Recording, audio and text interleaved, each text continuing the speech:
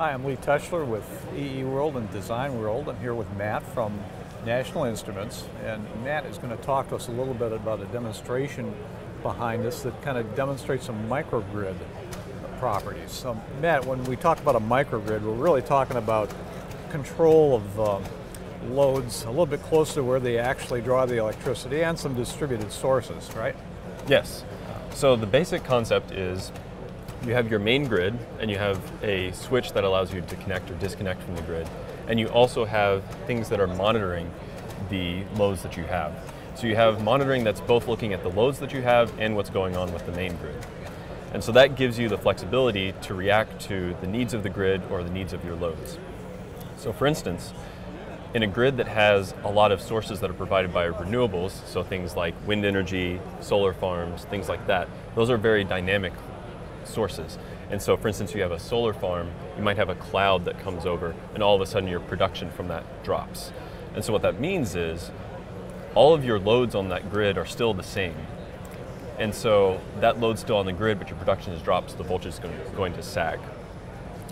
And so in conventional grid, that's a little bit difficult to deal with, which is oftentimes why renewables don't make up a large portion of the grid, because you need kind of conventional sources to ballast out that dynamic unpredictableness. And so what a microgrid allows you to do is have much quicker reaction times to things that are occurring on the grid, because you're not needing to coordinate between what's happening way far away with your actual sources and what's happening with your loads. So what that gives you the flexibility to do is control how much power you're drawing, as well as react to things like your mains voltage going down. And so for instance, one thing that we can show here is what we call grid optimization. It's also called peak shaving. Basically it means that you're sharing your load out, you're trying to draw less peak power. So in like a residence, you might have, it's summer in Texas, and so you might have a whole bunch of residences that have all of their HVAC systems on. And each of those HVAC systems is cycling on and off to regulate temperature. So what a microgrid allows you to do is synchronize those such that no two HVAC systems are all on at the same time.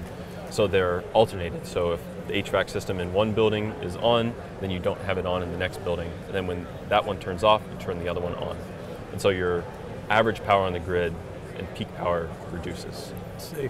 Well, if I'm the guy whose air conditioning system just got shut off when it's 107 degrees outside, I'm going to be overjoyed with that. How would you realize that? How would you communicate with the AC system, for example, to affect the load shave? Right. So in some ways, it's already kind of being done some today. So you might be familiar, some utility companies will have thermostats where you get a credit on your bill if you allow them to install a smart thermostat where they're allowed to adjust the temperature that it's actually regulating to during peak demand times. So in some instances, it can be similar to that. So you allow one building's HVAC system to operate for a while and the other one the next. And so what that means is you're monitoring the power that you're drawing as well as the voltage from mains. So if you start seeing that dip, you can dial some of that back. I see. And you can actually control the distribution to those buildings as well. I see. What kind of instrumentation are you using to do this here? So we have two things that are set up. So we have the grid automation system from NI, and so that really is letting you do voltage measurements, current measurements. You can combine those to get power drawn by each of the loads, power factor, which is kind of a measure of how close to a good load you're actually drawing. So if you have something that's drawing current at times it shouldn't, it will have a bad power factor and it will make the grid noisier. Some of the benefits of this also gives you independence from the grid. If you have some local battery storage or some other type of storage or an alternate energy source, if you start seeing something go wrong with the grid, you can very quickly react and switch over to your alternate source. Interesting. We have kind of an interesting display behind us here. Can you tell us a little bit about what we're looking at? Sure. So actually what I have running right now is the kind of power shaving that we talked about. So up here at the top in black is the kind of total power of the system. So it's trying to keep below a certain peak value. And in order to do that, see, I've got these two residences, and combined they draw more than what I want, but if I'm alternating between the two HVAC systems, I can keep that peak power mostly below where I want it to be. I see. And this is, it looks like it's rather speeded up. Probably wouldn't see peaks that on the same time frame that we're looking at them here, correct? Kind of. So this corresponds real time.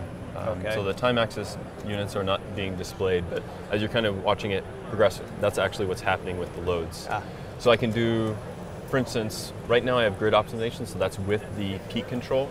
I can do something like full connect, which is really kind of how the grid works today, which is that you don't really have control over what the loads are doing, and that your peak power is just going to remain at this high constant value because all the systems are allowed to be on. I see. And so the other thing to kind of show and have a very loud noise, so warning, you can disconnect from the grid. So if I put in an island mode, that would be where you've seen something gone wrong with your grid. So that could be a case where maybe the power system's not as reliable. So maybe kind of a third world country type situation where the power can be very noisy or it can have surges. So island will disconnect you from the grid, and that's when you would start operating from your battery backups or just allow your loads to be dark. I see. And that actually could happen automatically. You wouldn't have to set it, correct? That could happen automatically.